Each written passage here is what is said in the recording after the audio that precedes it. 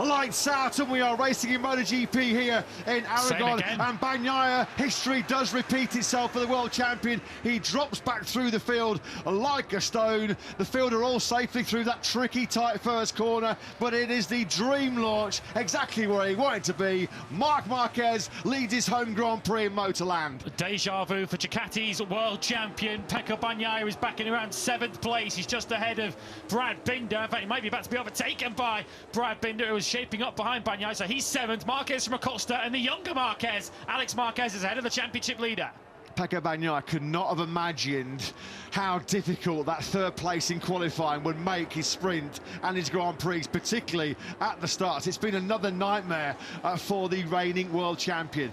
Acosta then goes in hot pursuit of Marquez. Through the reverse corkscrew we go for the first time. Bagnaia was dropped back down to 7th place. Marquez sweeps through the high-speed left-hander. He loves these corners through turn 10. The corner named after him here in Aragon 6 years ago. Already he's nearly 4/10 of a second clear of Acosta. Martin has got through, as you can see now, on Alex Marquez, so he's back into 3rd place. Behind Alex Marquez is the second of the Prima Ducatis of Frankie Morbidelli. Then it's Oliveira ahead of Bagnaia as the crowd watch their hero. Marc Marquez's fan club is just behind the camera, and Marc Marquez leads past them on this first lap of 23. At the front then, Marquez already trying to streak away here. Jorge Martin knows if he's going to have anything for Marc Marquez, he might have to dispense of rookie Acosta very, very quickly. Slightly wider through 7 was Acosta. Side by side we go, down into reverse corkscrew. Yep, Martin sensed that. Oh, Acosta leaned on him. They both lean on each other. They're both off through the reverse corkscrew. Coming out the better of it, looks like it will be Acosta. Well, that gives Marc Marquez plenty of empty tarmac up at the front of the field. That's cost them the best part of a second to the 93 up front, and it's brought Alex Marquez right into contention in 4th place now up behind Martin. Bagnaia, of course, now 6th after the crash at the end of the first lap of Oliveira, but he's way back. He's a second behind Morbidelli on the second Prima Ducati. Martin almost felt obliged to make that aggressive move on the inside of Acosta at the reverse caution, because Acosta was just a little bit, maybe half a metre wide going through 7. It just opened the door for Martin to seize the inside line. He saw the gap, he went for it, but they both made contact as they dropped down through turn 8. They ran off at the reverse corkscrew. Martin then using some of that 300 horsepower underneath him as he opened his right hander out of turn 15. He heads now up into 2nd place. How much damage was done though by their reverse corkscrew tangle? Marc Marquez over the line we go. 48.899 from Marquez is an astonishing pace. 2 seconds is the advantage. There is nobody else. Well, the next fastest ride on circuit is Frankie Morbidelli at 1:49.5. So Marquez blistering early speed. 340 kilometers an hour on board then with Acosta, who's on a real wide line, proper wide sweeping up. He goes through that final corner.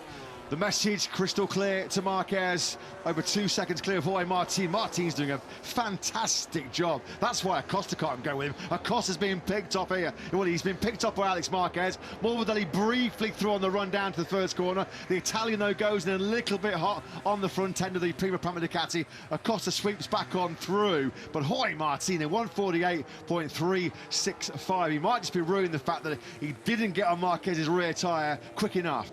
Just looking, it's Fabio Quartararo's crash. I've seen Quartararo's name tumbled down the order, so there's no follow-up to his utterly brilliant ride from 17th to 8th place in the 11-lap sprint yesterday. That's turn 5. That's a big one, isn't it, for Fabio Quartararo? He was down at turn 6, turn 5 actually. He crashed in the exact same place on Friday afternoon, so that turn 5 has not been kind to Quartararo so far this weekend. Enea Bastianini, Aragon 2022 race winner. Well, mission impossible for him to repeat that heroics, because at the moment he's finding himself down in 10th place, trying to work his way through on Aussie Jack Miller on the factory KTM directly ahead of him. We're going to see now some horsepower, Ducati power, unleashed in the right hand of Enea Bastianini That KTM's not the slowest motorcycling MotoGP though, is it? As Miller looks like he's able to fend him off. 968 metres that long back straight as well. I think we'll have to send a search party out once again for the Aprilia performance, because it's gone missing once again in the race here. Aleix Espargaro, he and Viñales must have dropped backwards at the start once again, so Aleix Espargaro has just moved up a couple of spots on this lap into 13th place, which is the leading Aprilia in this race. Maverick Viñales is back in 19th place, safe for Luca Marini, who didn't get off the line at the start of the race and is a minute back down the road. Viñales is at the back of the field, which is where we spent most of the sprint yesterday. As Brad Binder, look how close the KTM rider is now to Bagnaya's rear tyre. Bagnaia has been stuck in that position. He's not made a single overtake as yet in this Grand Prix. The only position he gained after that shocking start was Miguel Oliveira's first lap crash right here in the braking zone, the hard braking zone for turn 16. Binder, though, just cannot get close enough to have a little bit of a poke on the inside of Bagnaia on the brakes at the end of the back straight. Pedro Acosta is ever so slightly edging away from this group now. Bagnaia needs to get past Morbidelli pretty quickly if he wants to have a look at 4th place, which might be the maximum, barring any retirements, that Pecco Bagnaia can expect as he closes in on the brakes. We know how good he is on corner entry. Very nearly touched the rear tyre of Frankie Morbidelli, who's now turning into a little bit of a rolling roadblock. He's doing a 49.4, which actually matched Acosta last time around, but Acosta's pace has improved and he's no longer under any great threat. Martin is having a phenomenal race, isn't he? 2.5 seconds he might be behind Marc Marquez, and Morbidelli goes in hot into 5 on the dirty part of the circuit as well. Twice he nearly threw himself off that Prima Pramac Ducati. So it's been mistakes from Oliveira and Morbidelli, the only reasons that now Pecco Bagnaia finds himself up into 5th place. Martin's last lap, a 1:48.359, was his personal best lap of this Grand Prix so far. It was 3/10 faster. There you can see on your screens, 3/10 faster than Marc Marquez, who probably just locking down into a bit of time management mode right now, just to make sure that he's got plenty of rubber left for the end of this Grand Prix. Yeah, Acosta was in way too deep there, wasn't he, into reverse corkscrew. He did really well there, having compromised all of his exit speed to keep Bagnaia behind him. Now then, this is game 1 for 4th place. Maverick Viñales, well, what a shocking weekend he's had. He was just nowhere. Snail's pace, really, by MotoGP standards in that sprint yesterday, and 50 seconds he was behind at the end of that lap 10. Unbelievable. Back in this exciting battle then for 4th place. Can they drag themselves closer to Alex Marquez? Bagnaia is going for this, trying to show his front wheel to Acosta. How good is Pedro Acosta on the front end of that gas though? He goes in wide. Yeah, he goes in wide. He was just making sure he braked as late as he dared without tucking the front, just to try and make sure he didn't let Bagnaia sweep on through. But the small mistake by Acosta on the brakes, coming back with 3 gears from 6th to 3rd. He's wide again in the first corner here. Looks like Acosta might be hitting some front tyre problems here. We've seen it all day, haven't we, in all 3 classes. 1 mistake can lead into 2, can lead into 3, and that's what's happening with Pedro Acosta. Brad Binder surely needs to strike quickly if he wants to go after Pecco Bagnaia. Of course, with that series of errors for Acosta, it's kind of let Alex Marquez back off the hook a little bit, although he did speed back up after that 1:49.5, back down to a 49.0 for Alex Marquez. So perhaps an error on the previous lap. His pace is absolutely fine at the moment. When will Bagnaia feel is his moment to make the attack? Bastianini's progress continues. He's now passed Frankie Morbidelli and up into 8th place, and he's now right on the tail of his fellow Italian Marco Bezzecchi, who did regroup after that lap in the 51s. He was back down into the 1:49s last time around, but he's soon going to have some major trouble in the form of the beast. Well, Bagnaia knows he can forget about winning this Grand Prix, he can forget about 2nd place. He's not under any great pressure from Acosta as well, so he can just sort of work out the puzzle here. Just keep a close eye, a watching brief on Alex Marquez, understand where the former Moto3 world champion is weak, where he's from. Well, there you go. He hasn't got to fight for it, has he? He'll just sweep around the outside. Oh, Alex Marquez, he's taken down the world champion. That is a huge, controversial moment in this year's MotoGP World Championship. Alex Marquez down the hill, running hot into turn 12. Around the outside on his normal racing line at full racing speed when Pecco Bagnaia, that was a nasty one. He got trapped underneath Alex Marquez's Ducati. That was a real nasty one, that was. That is one of the most significant talking points of this year's MotoGP World Championship. Well, Alex Marquez goes wide, so he's on the inside. He's not really got anywhere to go there. Bagnaia thinks he's clear of Alex Marquez and turns in, but Alex Marquez is still on that inside line and doesn't really have anywhere to go there. That was a real nasty one. A real nasty one. He got body slammed by that Gresini Ducati into that turn to where he kicks the proper whack from the right foot into the air fence from Alex Marquez. All that drama then has pushed Pedro Acosta onto the podium. We're not, it looks like, going to get a 9th successive Ducati podium lockout. Simon, that is a major talking point, not just here in Aragon, but in the outcome of this year's MotoGP World Championship. What did you make of it? I'd like to see it again, but I mean, it's exactly what I was talking about. That left-hand side of the front tyre. I think Alex got a little bit too hot in and could not turn the bike, especially with the front tyre in that condition. But what happened after that is going to be interesting for the stewards to look over, not me. Yet. Yeah, that'll be your job next year. That was a real rough and tough accident for Pecco Bagnaia. Around the outside, he went on his normal racing speed. He got trapped, didn't he, between the gravel and Alex Marquez's bike. Look at the face of frustration in both Gresini Ducati and Ducati Lenovo, avoiding all the trouble, blissfully unaware of the drama that's unfolded behind him. Is Marc Marquez. Jorge Martin, I'm sure, will be getting aboard a message telling him that Bagnaia is out. Lap 4 to go.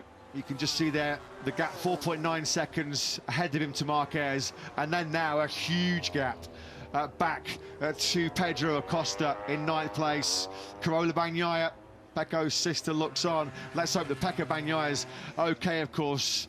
It was a crash in Barcelona, that horrendous crash in Barcelona he had that made him walking wounded when he went to his home Grand Prix Misano last year. Is it going to be the case again? Because that was a real nasty one. The FIM stewards will be having a close look at that one, but a big pivotal moment in the championship battle. Yeah, having made that mistake through turn 12, Alex Marquez, I guess, must have known that he was going to lose that 3rd place to Pecco Bagnaia. If it wasn't into turn 13, it was going to be soon after that. As I say, I think Pecco Bagnaia would have expected from where he was that by the time he would have tipped it into 13, Alex Marquez would have been considerably behind him. Alex Marquez was still there, just about trying to hold on to that position, but in the end, both of them came together. Bagnaia goes down and loses big championship points. Alex Marquez loses a potential home podium, which falls now into the lap of a KTM rider. It's currently Pedro Acosta, 1.3 seconds of clear of Brad Binder. Pecco Bagnaia, he will feel that he's been robbed of a podium here this afternoon. Running right at the front of this Aragon Grand Prix, there's number 93, Marc Marquez, who is about to start the final lap. 1,043 days without a win in MotoGP are about to come to a glorious end. 5 kilometres left then for Marc Marquez as he starts the final lap of his home Grand Prix, over 5 seconds clear of Jorge Martin.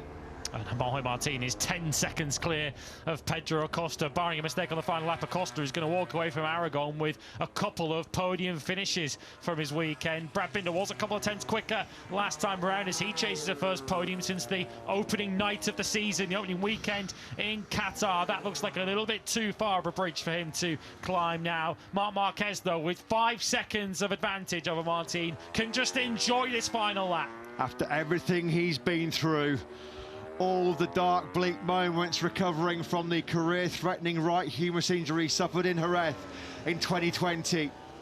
And for the first time in nigh on 3 years, the Emilia-Romagna Grand Prix back in 2021. And Marc Marquez is about to return to the top step of the podium. His former crew chief, Santi Hernandez there, who was at his side for all of his previous 59 MotoGP victories. What must be going through the mind of Santi? I'm sure he's going to be super happy for Marc Marquez, who is now coming into the final phase of this Aragon Grand Prix. He drops down in front of his delirious home crowd into turn 14. Through 15 he goes. 2 2 corners left to end 1,043 days of hurt. Nearly 3 years after his last Sunday victory, Marc Marquez is going to be a MotoGP race winner once again. He's been to the depths of despair, but through sheer will, through sheer skill, the 31-year-old has risen to the tops of the podium once again. One of the greatest comebacks in Grand Prix history is complete here in Aragon. It's win number 86, and none will feel quite as good as this. All the blood, sweat and tears, all the surgeries, all the sacrifices have been worth it. The scars are still fresh, but the old magic is still there. What a moment for Marc Marquez. What a win for Marc Marquez. He's been pure magic in Motorland. He's taken the sprint Grand Prix victory, pole position. He joined Ducati to enjoy racing again. He joined Ducati to win again. He's done both here in Aragon. Another chapter written in his remarkable story as he wins for the first time since Emilia-Romagna in 2021. What a story.